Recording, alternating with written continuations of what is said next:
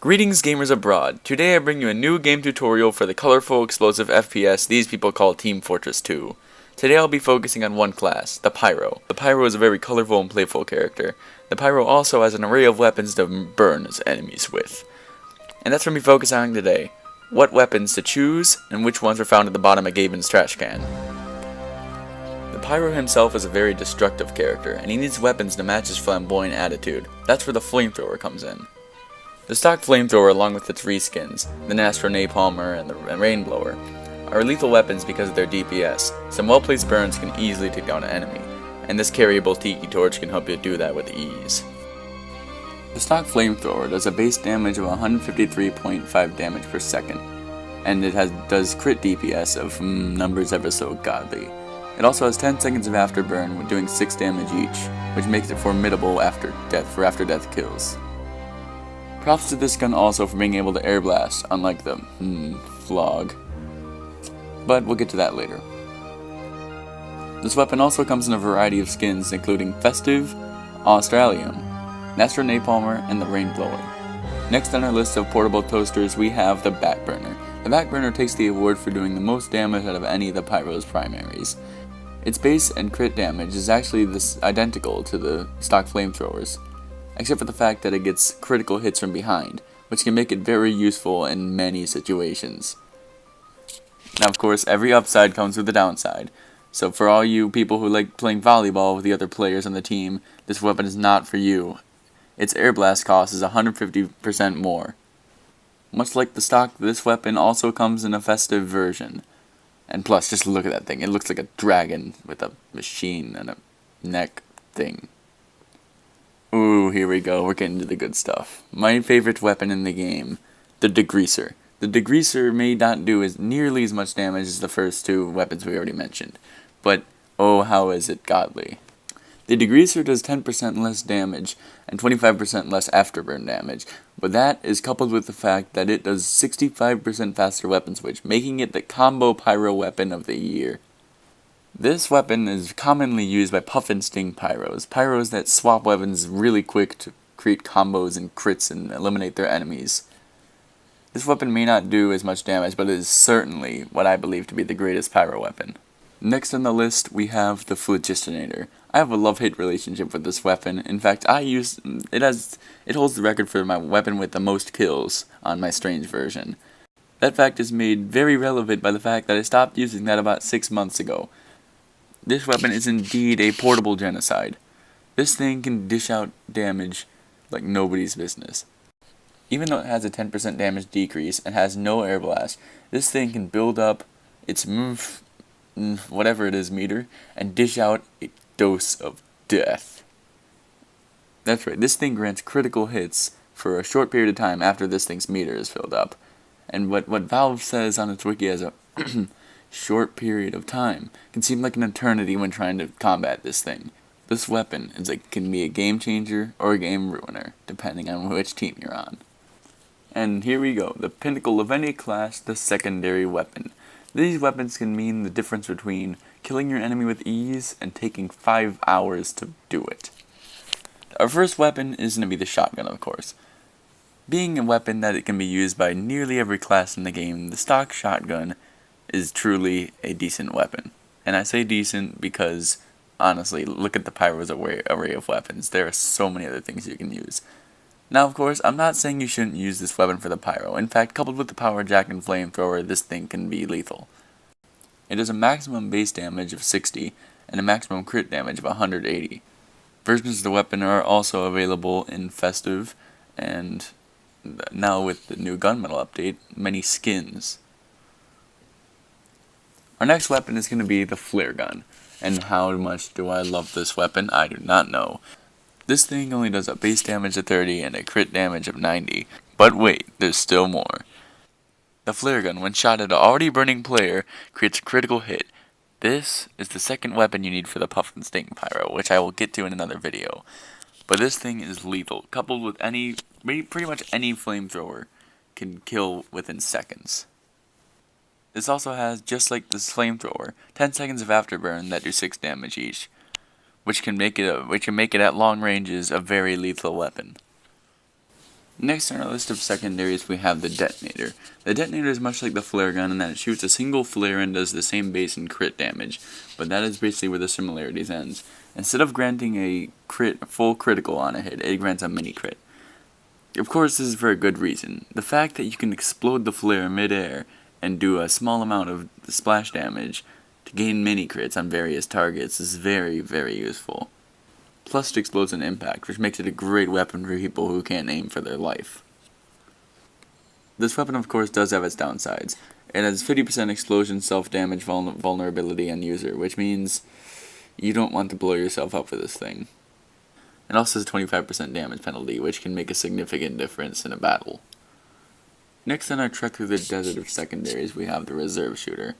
The reserve shooter is much like the shotgun, that it does the same base and crit damage, like almost all the flare guns and the shotguns. They seriously do the same damage. Valve, get creative. It has 15% faster weapon switch, which will make you combo more than a Street Fighter character. It also gets mini crits on airborne targets 5 seconds after it's switched to, which can make for some very great trick shots. Next up in Gordbot's Crap Shack we have the Manmelter. The Manmelter is what I consider to be an abomination of a weapon. It gets no random critical hits and has a 20% slower firing rate. Also, to get the guaranteed crit, you need to extinguish a teammate, which can be torture. The only plus sides of this weapon are its projectile speed, which is increased by 50%, and it does not require ammo. I do not recommend using this weapon. Next on our list we have the Scoreshot.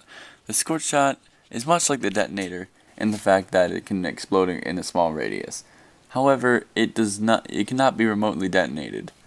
The Scoreshot is unique in the fact that it bounces off enemies and lies on the ground, and it only deals mini crits to burning players. I particularly like to use this weapon with snipers. If a sniper is standing, not paying attention, you can shoot this thing, let it fall on the ground, and bam, mini crit. Pretty quickly. Though I do not use this weapon often, I can see where people might get some enjoyment out of it. And last, but certainly not least, we have the Panic Attack. Just kidding, this thing is a load of garbage. When wielded by a soldier, heavy, or NG, it can actually be a decent weapon, but it makes little to no sense why a Pyro would consider using this weapon. If using a shotgun as a Pyro, the stock shotgun and the reserve shooter would make much better choices than this load of scrap metal. This weapon is so bad, it makes North Korea's missile program look good. I'm not even going to dive into the complicated mechanics and stats of this weapon, just stay away from it when playing Pyro. And finally, the melee weapon. The melee weapon of any class can be a game changer. Melee weapons have the highest DPS in the game, and have the potential to be the most lethal. The Pyro is no exception. He has a vast array of melee weapons, each very different. First, there's the stock Fire Axe. The stock Fire Axe has a base damage of 65 damage and a crit damage of 195, making it a pretty average melee weapon. The only downside that I consider to be part of this weapon is that it's not the other ones. Pyro has so many unique and different melee weapons that I just consider using the Fire Axe to be kinda lame. The Fire Axe is just a normal melee weapon. It's like using the Devilman's Bottle or the Scout's normal bat. It just doesn't have any redeeming qualities to it. This weapon isn't bad in any way, shape, or form, but I would not consider using it. The Fire Axe also has a large array of skins, including the Frying Pan, Conscious Objector, Freedom Staff, Butt Out of Hell, Memory Maker, Hamshank, Necro Smasher, Crossing Guard, Saxy, and the Golden Frying Pan, all of which are all class reskins. Next on the list we have the Extinguisher. The Extinguisher does significantly less damage than the standard Fire Axe, but it is my melee weapon of choice simply for the fact that it deals mini crits on burning players from the front and critical hits on burning players from the back. I tell you, this thing is the only way to take down a heavy in Team Fortress 2 as a Pyro. Even though it has no random crits, when is a Pyro using his melee weapon on a non-flaming target? It just doesn't make much sense. As a Pyro, it's all about getting as much damage as you can, and torching and W plus M1ing someone to death with the flamethrower just isn't the way to go. The Extinguisher deals way more damage per second from close range than the flamethrower, and if you can get a shot off with this thing, it is definitely worth it. The Extinguisher also has a reskin, the Pulsar Plummeter, and can come in the festive and Australian version. Next we have the Homewrecker and its reskin, the Maul. It does a base damage of 49 damage and a crit damage of 146, which actually is greater than the Extinguisher. And even though Tribrothers 1 may love to use this weapon, I see different. It does double damage against enemy buildings and is able to remove sappers, but deals 25% less damage to players. And to be completely frank, this weapon is incredibly situational. First of all, you have to be close enough to the building you're trying to destroy. And getting close to a sentry gun's a pyro is like trying to get close to Taylor Swift with 5 warts on your face. And though this weapon may seem like a great choice for being an NG guard, but to be completely honest, I think the Neon Annihilator is a much greater choice. I'll explain that later. Next on the list of melee weapons, we have maybe the most praised weapon in TF2, the Power Jack. It does 65 base damage and 195 crit damage. And when it's active, it gives you 15% faster movement speed, and on kill restores 25% of your 25 health points. The only downside is that it raises your damage vulnerability by 20%. The dimension can also overheal. That can be very useful at certain times. When chasing after enemies, the Power Jack can be very useful because of its increased movement speed, which allows you to catch up to your enemies faster. Unless you're chasing after a scout or medic, that is. Next, as we plunge deeper into weapon hell, we have the Back Scratcher. It is a base damage of 82 damage, and the crit damage of 244, which is incredibly large. It can take down a slightly damaged heavy with one hit. That's an achievement to behold. The only downside is that it takes 75% less healing from medics and dispensers. And that's not as bad as it seems, because you do get 50% more health from health kits. As we start to scrape the bottom of the barrel, we have the sharpened volcano fragment. Now this weapon doesn't seem like it makes much sense to use it, because it only does a base damage of 52, and a crit damage of 156, because it deals 20% less damage. And on hit, engulfs the target in flames. But the flamethrower is already one of the least range primaries in the game. It makes much more sense giving your enemies a surprise tan than smacking them with this teddy bear. Though I actually feel really bad for this thing. I mean, look how awesome it looks. Who would not want to use this thing at first glance? I was even victim of using this thing at first glance. Next we have the third degree. The third degree is an interesting weapon. It has no damage penalty compared to the fire axe. All it has is a plus side, and that is the damage transfers to all players selected by Medibeam. If you smack a medic in the face, that fatso is healing is gonna feel the burn. Now this weapon is really interesting to me. Usually Valve doesn't like direct upgrades. Now I know what some of you are wondering. Okay, it's a direct upgrade. Why should we not use it? And here's the reason. Just as I said for the fire axe, even though there's no downsides to either of these weapons, the other ones are just so much better. Why would you use a weapon like this when you can use the Extinguisher and Power Jack that deal much more damage? Even the Back Scratcher is a more valuable option than this. Sorry third degree, but you're gonna stay unpopular like you are. Last and, well, I believe not to be least, but my opinion doesn't matter in the world of Valve, is the Neon Annihilator. It's a 20% damage penalty versus players and no random critical hits. But the Neon Annihilator does have its pluses. It can remove sappers, which is useful when being your NG's puppy dog. It also has 100% critical hit versus wet players, which I absolutely love about this weapon. Diving after an enemy into the water and lighting him up with this thing can create some serious havoc. Overall, the Neon Annihilator is a very situational weapon. I do not suggest using it unless you're on a specific map where it would seem practical. So for a quick recap, what do I recommend? Well, what I recommend is weapons that can help you kill quickly. As a pyro, that's what you need to do. W plus M1ing your way to the top of the scoreboard may work with the flog, but as you get more experience and you want to actually air blast, that will not work. Next on my checklist of death is mobility. Mobility is very useful for a pyro. When a pyro needs to be able to get around and maneuver fast, Power Jack can help with this a lot. Any shotgun or any flare gun I do recommend for this category. And then the third one is staying alive.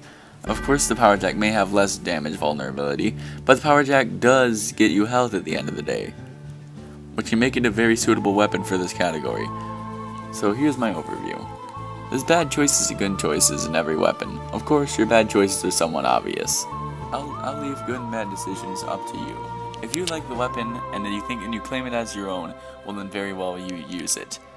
A weapon in TF2 is like your child. You must take care of it and stay with it no matter what anyone says. So don't let me dissuade you from using that weapon. I wish you all the best of luck in your escapades of toasting and chopping. And I will see you in the next episode.